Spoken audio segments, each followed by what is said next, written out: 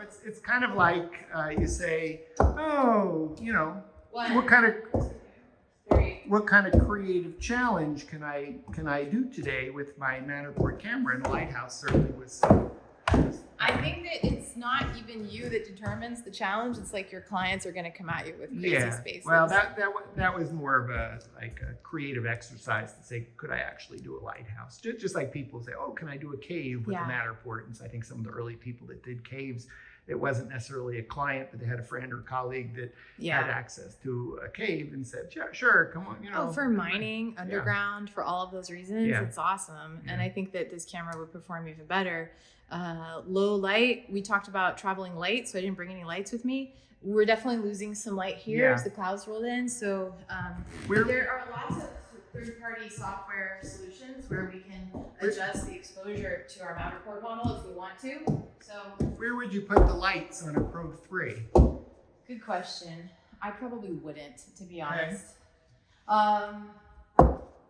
You've only got really a couple choices. You'd have to mount it. I don't think so.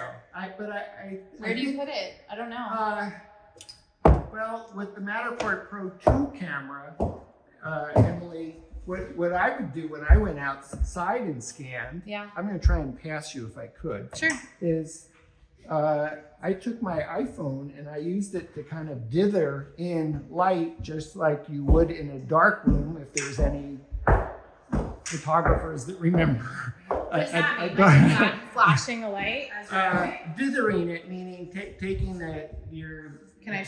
Yes, I'm out of the shot. It's just shaking your iPhone so that it didn't burn in light in one particular spot, and there's just like waving it behind the camera. Yeah. And the camera's not seeing uneven light; it's just seeing there's light there. Wow. And I had success doing that. Wow. You know, space like this, if this wasn't lit, it might not be unreasonable to go to Home Depot, get contractor lights, and say, okay, it's part of the texture of a construction site, and who cares that you got construction lights lighting up the space so that you can do an unfinished space that doesn't have lighting. Okay, maybe last one, and then we can do 360 outside. What do you think? Okay. Since we haven't shown the 360 yet, we've only been showing the Pro3. Okay. I think that would be nice to show people, and we can take a 360. Okay, so you went up every 4 steps, and when you get to the top, then you're gonna also do one at the very top of the landing. Correct. Yeah. Best practices. Best practices. That way you can see where the next scan is. Outdoors, it's fine if it's bigger jumps. Okay, so you have one more scan really to do here at the top of the landing. That's right.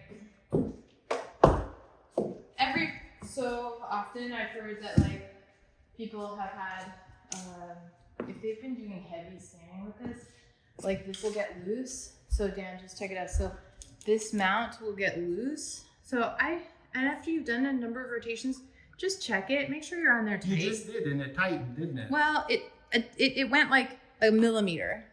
And then this moved too. That was me moving this. Okay. But below this mount. Okay. So I would just be sure that you're. In fact, if you go to We Get Around that Work forum and you look for the tags section, there's a tag called Matterport Pro3 problems. Oh. And so anything like that where the mount has gotten loose or someone felt like they had a defective connector or there was a problem with the batteries, they're all documented in the We Get Around that Work forum, and there's a tag for that. So just go into tags, search like Pro3 problem, and you'll find it.